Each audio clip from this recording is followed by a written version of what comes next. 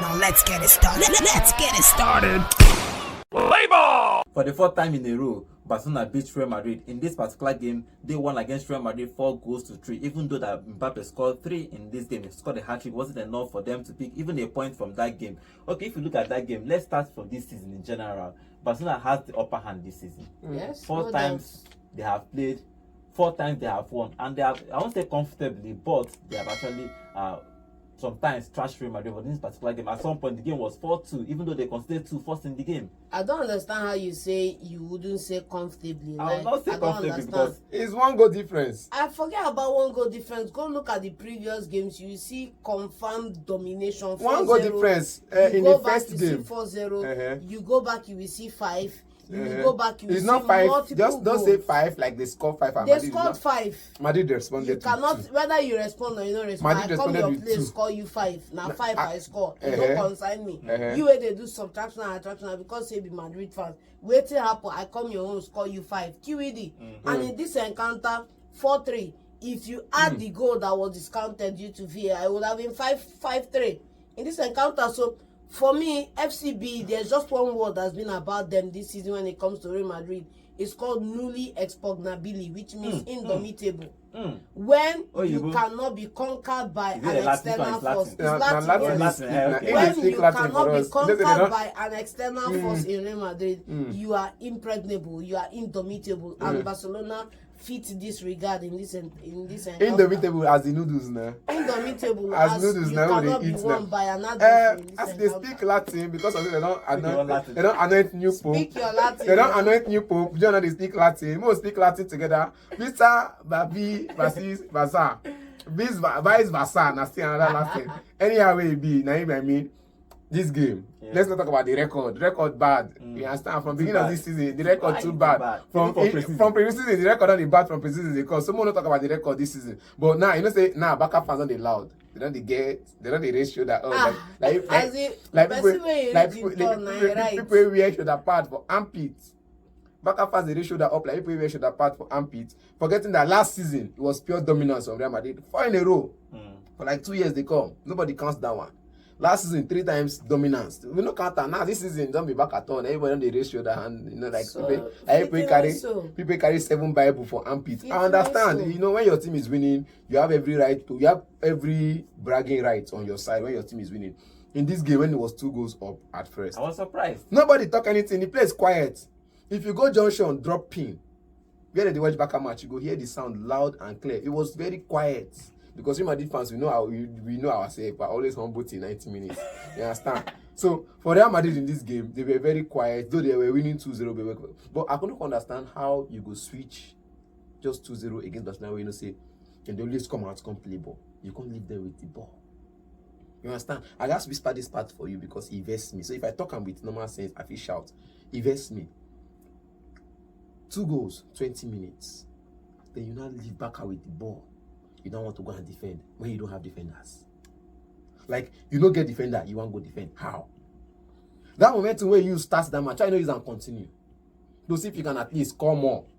You know, see Inter Milan on Wednesday, they score. They kept coming. Even if BARCA come, close down the gap and go again. Try again until you get the winning goal. I think it's not really Madrid for them. They wanted to score, but Madrid. The thing is, they did not try enough.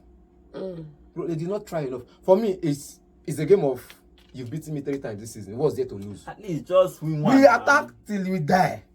You know that time we say you get like you know that time that Spartans army. They're small in number. They're small in number, but when they meet Roman army with plenty, then they fight till the last man draw. That's the mentality you need to go into the game with. And Madrid, to be honest, this season Madrid does not have. In short, you know, last season they used to go with that mentality.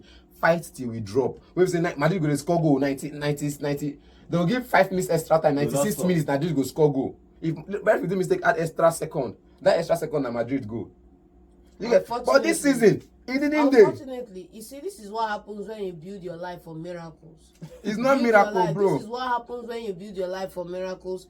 When you build your life on photo finish. Let me say, it's about to be a photo finish moment, and you pull out something, and everybody celebrates you for pulling out something, forgetting the fact that you've not been paying due diligence to the fundamentals. And like I said, and I keep saying, Real Madrid have abandoned the fundamentals for far too long, and this season it has come to roost because they are going trophyless this season. It's a big shame on Real Madrid that at the end of a very big shame at the end of the day that they have nothing to show for, you know, and in all of these things now they have only themselves to blame. Look at, we are talking about them not coming out to play the ball. Look, let me give you one glaring start from this game now. Just take a look at possession. Madrid no longer know how to hold the ball and progress the ball, moving from there. Just a simple task of moving from your 18 to the opponent's 18. How many times did they successfully do that in this game? I'm not talking about the big things. Oh, Mbappe can score a hat-trick. Oh, they can use that as a silver lining and jubilate. Oh, and forget about the real things, which is the deterioration in the team. So it's those little things. When you build your life for miracles, this is what happens. Somebody who has paid due diligence all through the season, worked while you were sleeping, has come in and packed 2 trophies so far this season. Let's talk about the goals. Mbappe scored. He scored a hat-trick in this game, but first he scored first two goals, and everybody was thinking, okay, it's going to be Real Madrid this night or afternoon, depending on how you, wherever you are watching from the world. He scored his first 2 goals, and I don't know what happened to Barcelona for them to concede those 2 goals. First 2 goals for Real Madrid. First, I think it was a poor defending for Barcelona to concede that first 2 goals. It's not poor defending. First one was a penalty. He scored 2 goals and 1 penalty. In the first half, he scored 1 penalty. It was supposed to be a hat-trick. You get 2 penalties, but the other one was overturned by VAR. All thanks to VAR, they overturned the penalty. The second penalty, they say is a dive. But I don't say I must dive because there was minimal contact. Now, in this game, going in the first half, I think in this game now, you know that first leg where they play, you know how many times this guy did offside? About 10 times, if I'm correct, if I'm not exaggerate, it was offside for 8 exact times. But we had extra numbers, so it was offside for 8 times or 10 times in the first leg, in the first ever match in the CLASICO. Now 8 offsides, no goal. All the Real Madrid attack no show that first match. Second match they scored 2 goals against BARCA 5. He learned his lessons a bit. The third match, I think this was the last Copa del Rey finals, where they played a 4-3. He played a free kick. That was the only goal he scored in that game also. And you see the way he performed in the team. You see that he's learned, for me, I feel like he has learned a way to break the offside trap. All thanks to Jared Martins not learning to keep the offside trap proper. Because if you look at the angle from the offside, you see that guy too. And they always keep players. When they don't set trap finish, the guy they always mistakenly puts players on side. That's for Gerard Martins or on the BARCA side, or Gerard Martins on the BARCA side. But for me, I also felt like this game, it came with a lot of energy in the first 20-30 minutes. The Real Madrid energy, the energy that, okay, fine, I'm going for this game for kill. I'm not going to just maybe, let's just say I get in the second half. We want to start from the beginning of the game to win. But after the 2 goals, the coach made them go relax. And John was saying the other time, BARCA possession. Who you be? Who in this world is you? Are you? Where you? We want to follow back and drag possession for ball.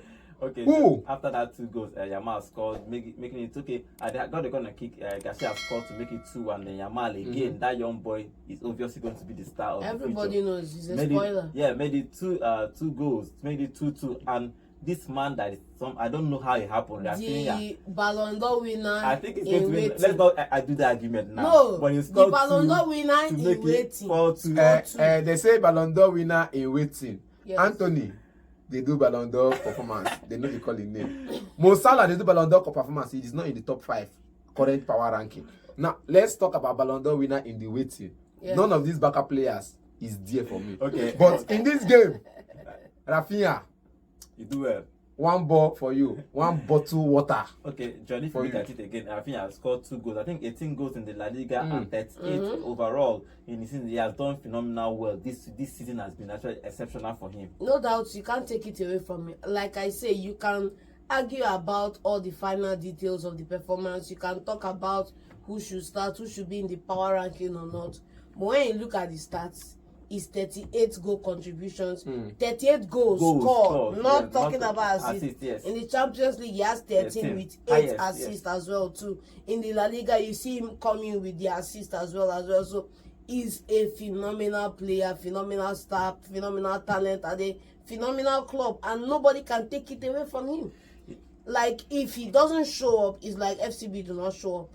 That's where it is right now. Before the game, he said that he actually had an interview and said that if not Hansi Flick, and said wanted to let him go, but somehow he wanted to see him train. After training, and Flick decided to keep him. Look at what he's doing for him this season. Imagine if they had sold him, he would have been at another club, probably performing or underperforming. But if you're a workaholic and you're a smart workaholic, you excel in Hansi Flick's team. It's just the way it is. Look at what's it called, Lewandowski. It was a work. At least Lewandowski is not that player that will camp and wait for goals. You see him drop tip into mid. You see him run the attack and get assists as well. So if you're a workaholic, you're a smart one, you perhaps excel in that because he wants direction. He wants you to be direct and perhaps get involved in the goals. I think I scored those 2 goals. It was 4-2 in the first half. Then the second half, Mbappe scored to make it a hat-trick. Even though that hat-trick wouldn't get Real Madrid even a point. Now the league is practically away from Real Madrid, because any point from Barcelona in the next 3 games, they will win the La Liga. So it's done and dusted. There is no way Real Madrid can come back to win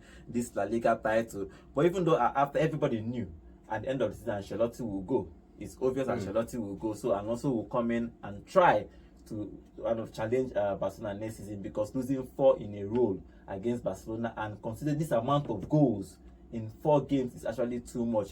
But finally, if you look at the 2 coaches, the tactics, if you win a game, your tactic works. For Hansi Flick, his own works. For Ancelotti, he doesn't need to go back. He needs to go and rest. I don't even know if he's going to go for the Club World Cup. I don't know. The club will decide that. But Ancelotti has been really, I don't know if it's his tactics, because last season he played a 4-4-2 diamond.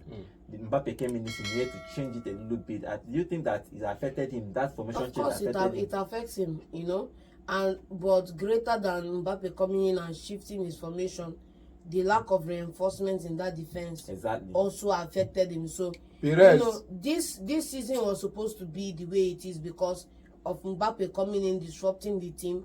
If it were in a sane club, he would not be leaving his job, because they have to adjust the way they play to fit Mbappe in. And by next season, they'll be better off for going through this season the way they have, fitting him in, because Mbappe has adjusted. He's scoring goals now. Let's not forget that in the series, in the League on last season, he scored 38. This season, he's matched that number in the what's it called? La Liga, in all competitions. He has matched it in all competitions. And he's broken it in the Serie A last season. In the League on last season, he scored 27. In the League on, scored 8 in the Coupe de France and 8 in another, making it 45 all through last season. He's matched those numbers in the La Liga this time around, which means he's adjusted. Unfortunately, if not for the defense and a couple of other things here and there, Carlo Ancelotti would have been staying. I think John is right. The reinforcement, I don't think it's Mbappe is the major problem. I think the lack of reinforcement, especially at the back, actually killed Real Madrid this season. The problem has not been Mbappe. I said it here before the show. The problem has not been Mbappe. The problem is not the Real Madrid. I don't know how to say it now, but I think it's the Osho free work. Yes, now, because you are going to the market, you're seeing better designers, better outfits, better this, and you're looking for Krika. And you're not looking for Krika that you pay for. Wait now. You're not looking for Krika that you will pay for. You're looking for Krika that you will collect for free. If you pay 120 million for Krika, bro, you don't collect Krika. No, you don't understand. Like, they find Krika where we go carry support body. You find the free one, which is not right. Free Krika where you still pay 120 million. That one has signing bonus. Even when I pay the club, if there's something about signing bonus, there are some players that you will pay the club to buy them. You still pay them their signing bonus. You get some players are like that because they are that big. You get, and you're going to the market to buy Krika. So for me, I think it's the Real Madrid system. It's working, but it's not working because you're looking for free defenders, free midfielders. John, you've already spent more on midfielders last season. I think 2 summers ago, you spent more on midfielders, Tchouaméni, Camavinga, Jude Bellingham, in 1 summer, or perhaps across two summers. Yes. You get across 2 summers, you brought in these 3 players. Danny Ceballos came back from loan. He's been on loan in the different clubs. I think Tottenham Hotspur is one of those clubs he's been on loan on, and he's come back into the team. Brahim Diaz as well. He's a midfielder. Forget they like to put him as a forward. In that same regard, you brought him back for free. You get, he's your academic graduate. Now look at these 5 players you've spent, or the 3 players you've brought in from across 2 summers. Now, recruitment in defense, you only brought 1 player in in the last 4 summers, which is Rudiger. In that defense, Militao is out injured. He didn't promote players on time. He didn't start giving the young players early shot at it. Because when Militao went out first, there was an Asensio on the bench. You could have tried Asensio out. You didn't try him out. You put Tchouaméni there. There was the first time this man left for injury, Ferland Mendy. You didn't try Frank Garcia there. You tried Kamavinga. You get, so this is tinkering with tactics because your players are being out on injury. I think it's a system for Real Madrid, not the Ancelotti part. I wouldn't say it's a system because if they started giving young players the opportunity to show and turn up, they wouldn't have been in this problem. You can't say it's the system because Ancelotti knew that he was short in these positions and he either didn't make that case to Florentino Perez, or there was no funding available. You understand me? But they were against Real Madrid, were in a winning position. They later went on to go and lose games. There were also games where they could not even for the life of me get a sniff at goal. And those games, you have to put it down to the so-called fluid formation up front that was backfiring at some point in the season when this season started. Let's not forget, it took Mbappe almost 4 months before he started firing goals for the club. It took him 9 weeks. So let's call it what it is. 9 weeks is just 2 months and 2 weeks. It's 3 months, whether you like it or not. It's 3 months before he started firing. Not 3 months. And 3 months was what we saw. Okay, let's see what happens with Barcelona and Real Madrid. They are going to bring in Trent to, I don't know if Trent, I won't call Trent like a defender like that. It's more of an attacking defender. He's going to move to Real Madrid. But the problem there is Ancelotti will not be here next season to see him. Maybe Alonso will come in to take over Real Madrid. But these particular seasons have been disastrous for Real Madrid. They are going to go trophyless throughout this season without winning a game. For Hansi Flick, he's going to win the domestic treble. He's going to win the La Liga, obviously. He's going to, he has only won the Super Cup and the Copa del Rey, and he won some of these games against Real Madrid. So a good season for him, good season for Yamal, good season for Raphinha. In fact, good season for Barcelona. Yes, they just lost marginally. They lost against Inter Milan. They would have been in the finals of the Champions. Just marginal scoreline. They lost that game against Inter Milan. So Barcelona, they have done well, and they did it with mostly an academic players. Yes. So, but let's see what happens in next season. Next season is going to be interesting. It's going to be again Barcelona versus Real Madrid challenging for all titles next season. Let's see who will come out on top. But in this particular season, Barcelona finished ahead of Real Madrid in all competitions.